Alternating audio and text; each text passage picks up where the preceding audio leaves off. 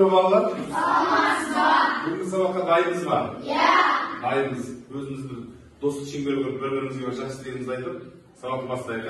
Олар өзі былай жасайды. Мына жерде шеңбер болады. Сондықтан мына екінші қатарды айналып, шеңбер тұра алғанда шеңбер тұрамыз дайымыз. Екінші қатарды айналамыз. Келдер. Тұрамыз, қол ұстасып.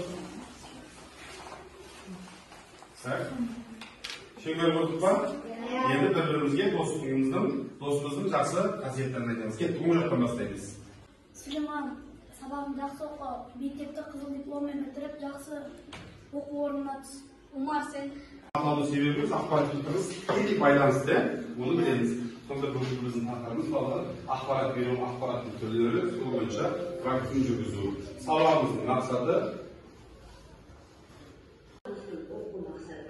байланыс арналары, ақпарат көздері және қабылдағыштардың мысалын келтіру. Жалпы енді ақпарат туралы кішкене түсіндірме жұмыстарын айтып өтейін сіздерге. Ақпарат туралы түсіндіру жұмыстарын өткізші жаңағы. Келесі слайд. Бәрекелді балалар. Енді бұл жерде бізде ой қозғау керек болады. Бұл үшін не істейміз? Бізде қазіргі таңда компьютер кабинетіне, компьютер сыныптарына кірген кезде бірінші кезекте нені сақтауымыз керек? Қауіпсіздік ережесін сақтауымыз керек. Олай болса, компьютерде жұмыс істеген кезде қандай қауіпсіздік ережелерін білесің? Компьютерға су тигізуге демек, компьютер сынауында сумен жүруге болмайды. Тамақ жеуге мүлдем болмайды. Тағы да қандай естерге түсіреміз, еске түсіріп. Қауіпсіздік ережелерін бұзу, сақтамау, компьютер пайдалану қандай зиян тигізеді деп ойлайсың? Компьютердің алдында ұйықтауға болмайды. Себебі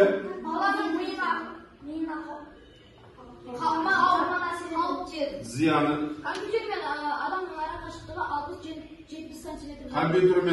Компьютерде отырған басқарушының арақашықтығы экраннан 70 сантиметр болу керек. Немесе қосылған кезде қол тимейтіндей жағдайда болу керек. Адам деген сендерге ақпарат туралы şimdi мәлімет айтып кетейін. Жалпы ақпарат дегеніміз не? Ақпарат дегеніміз не?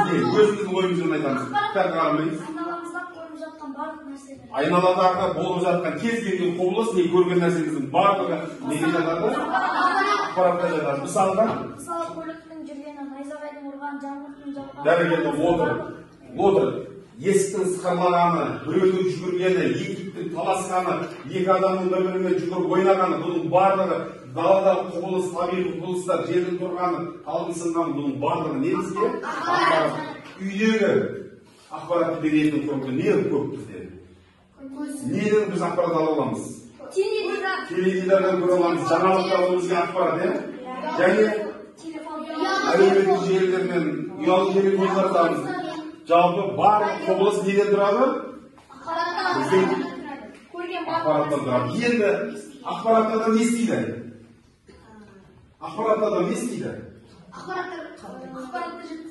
Ақпаратты адам бірінші не істейді? Ақпаратты бірінші адам қабылдайды. Міне бір сұрақ туындады. Немен қабылдайды? Көріп арқылы дейді. Дұрыс көзбен, бірақ көріп арқылы қабылдайды. Және қалай қабылдауға болады? Қалай мысалға қалай есту арқылы штопқа бөлгеннен байқап отырған шығарсыздар. Қазір штоп бір-бірімізді не аламыз? Жарысатын боламыз. Ол біріншіміздің әдісі жүксі әдісі бойынша біз мына жерде слайдта дайындадық. Ақпаратты қабылдайтын жағдайлар. Мәтіндік ақпарат дегеніміз не? Мәтіндік ақпаратты адам қалай қабылдайды? Олда біз айтпаймыз бірінші топ, екінші топ. Сандық ақпарат және ақпараттық процесс дегеніміз не? Қазір берем болған, мен сендерге жалпы түсіндіріп алып, асыл сындырып алады. Жақсы бірақ, белсене қатысқан дұрыс болады сабақ, естен шықпайды. Үшінші топ графикалық ақпарат және дыбыстық ақпарат дегенімізде мынаған түсіреміз, содан кейін бірімізді бағалап қоймаймыз. Кеттік. Бірінші топ. Бізде қандай топ? Бірінші топ? Алғырлар топ. Білімділер ма? Білімділер. Алғырлар екінші топ. Üçüncüsü tatlılar topu. Ballara konuda ormanın top tutunuz. Birden hasta ve gelirlerin aşkını bırakandı. Birden.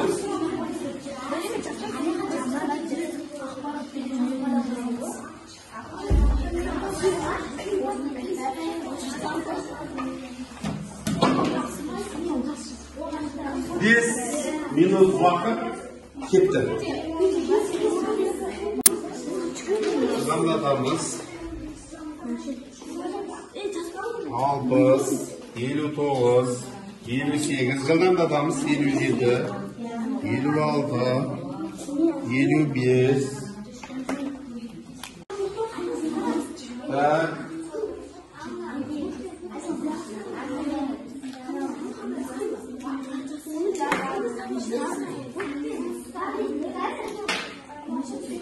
ve biz 4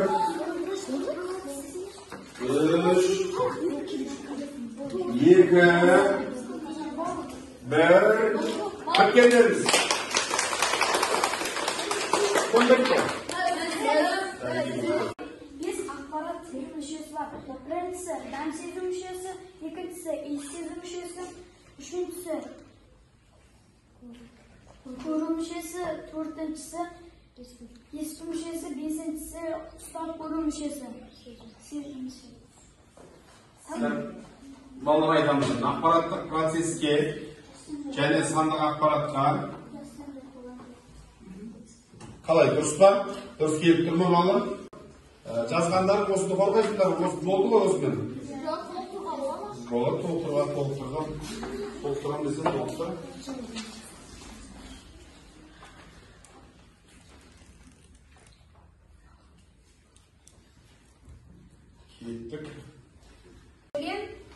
Ұзындық және ені және биіктігінің көрінісіне тең. Бұл сандық ақпаратқа жатады. Себебі ол формуланы көрген кезде біз бірден түсінеміз.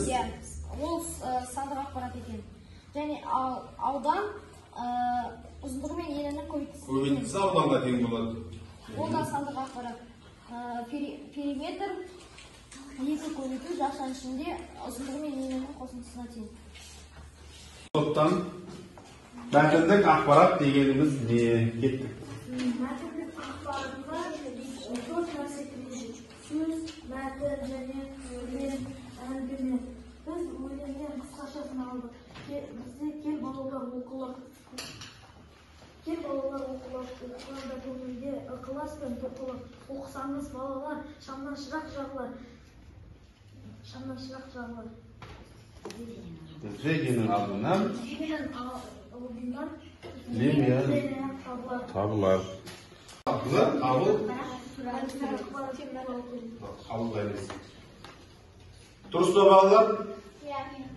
Бәрекелді, оларыңызға бірінші топқа қосылып, онларын жайғасаңыз. Үшінші топ бізде берілген классына графикалық ақпарат және дыбыстық ақпараттар болатын. Бұлай болса кетті қорғау кірсек, бірінші графикалық ақпаратқа тоқталып өтіндік. Графикалық ақпаратты қалай беріледі? Біз қалай білеміз ақпарат графикалық? Сызба арқылы және пайыз арқылы. Сурет арқылы, кесте арқылы ақпаратты графикалық екенін біліп отырмыз. Себебі ол сызба арқылы беріледі. Дұрыс па? Келісесіздер ме балалар? Қалған екі топ. Толықтыратын болсаңдар дайындалып отырыңдар. Қазір толықтырамыз. Жалпы дыбыстық ақпаратты адам қалай қабылдайды? Тек есту арқылы қабылдайды. Көліктің ішінде кетіп бара жатқан кезде радио қойылып тұрады, радиодан хабарлар, жаңалықтар айтылады. Бұл не болмаса беріліп тұр. Енді ақпарат қабылдаушы дейді. Біз бұлай жасайықшы. Ақпарат беруші кім? Бұлай жерде. Екіншіде ақпарат қабылдаушы. Отырамыз, бәріміз орнымызда, үшінші топ орындарында отыр. Қазір бұлай жасаймыз балалар. Біз өзімізді аламыз, өзімізді тексеріп, бағалаймыз.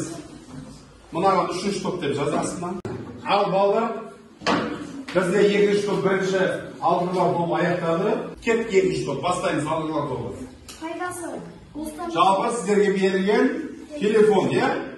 Қазіргі таңда ұялы байланыс телефондарының пайдасы, яғни күшті және әлсіз жағы, оның мүмкіндігімен қауіп қатері. Кетті. Пайдасы. Достарымен сөйлесуге болады, сабақ оқуға болады. Және басқа да жолдамалар бар.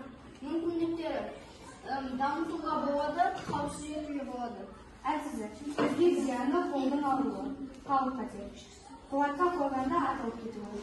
Дұрыс, қауіп қатері Ne qilinglar? Quloqqa qo'yganda atılib atılib ketuvi. O'si bo'yicha to'q turatınlarım barmi? Telefonmi? O'zi quloqqa baylantirib kichkina aytib beradiganlarim barmi? Qo'shsam bo'ladi.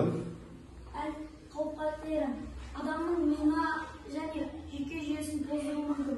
Bu arqali nega jadal saytisga borib qo'yasizlar? Жұмыс topganlaring bormi?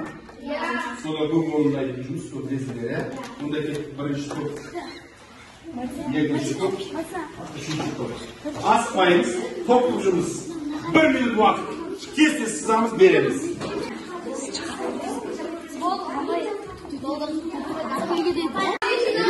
Televizor, min axborotni neden olamiz? Televizordan olamiz. Tak, durust pa, birinchi to'p. Mana shu to'p. Tak, birinchi to'p kimniki ko'ryapsizlar? Durust pa birinchisi? Durust. Senlar de durust pa? Uchinchi to'pga? Durust, uchinchi to'p durust pa? Ket. Matnda xabarnoma degan ne u? Telegram yuklanadi, xatni kelib, matn yozib keladi. Durust pa? Durust pa, senlar uchinchi to'p durust pa? Durust. Sonunda Morse koduna жазылған. Яғни Morse әліппесі деген өттіңдер ма? AES коды деген өттіңдер ма? Bit byte өттіңдер ма? Morse коды деген өттіңдер ма? Яғни оны ғаламтордан алып көріп, тамашалап жасауға болады. Morse әліппесімен жазылған алфавиттер қазір тани ма? Tanıyın mı sendерге жазып берсе? İnformatika оқымағанда танымайды, хат жазып берсең түсінбейді. Дұрыс па? Әріпті кодтап, штрихтап, Morse әліппесімен жазатын болсаң, екі сызық бір нүктені абай деп жазатын болсаң, оны түсінбейді, қарап отырып, не сызық деп, жазған кодқа пайдалануға бола ма? Olur дейсіз, olur дейсіз.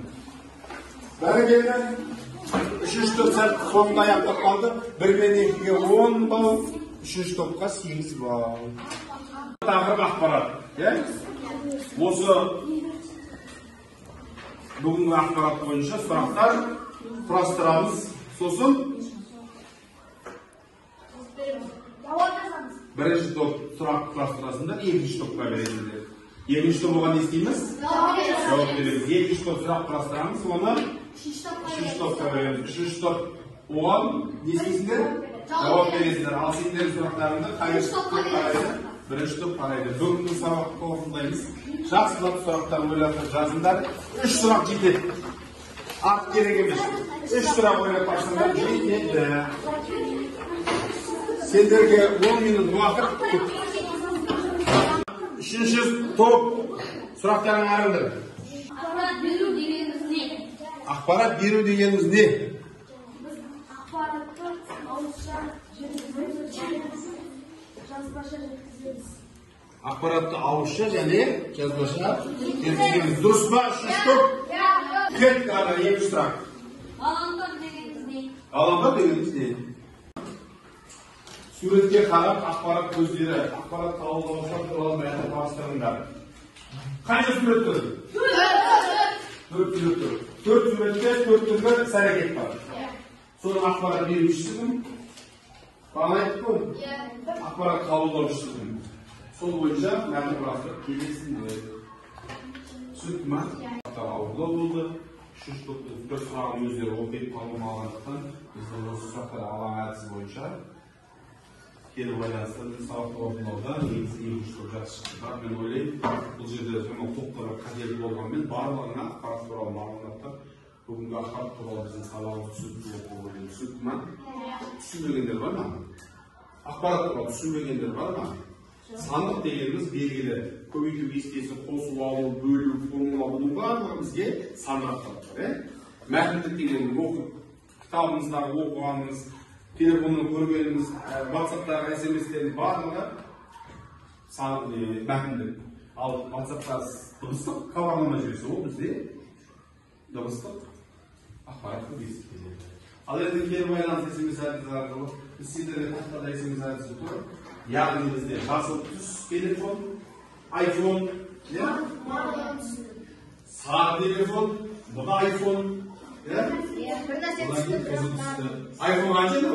15.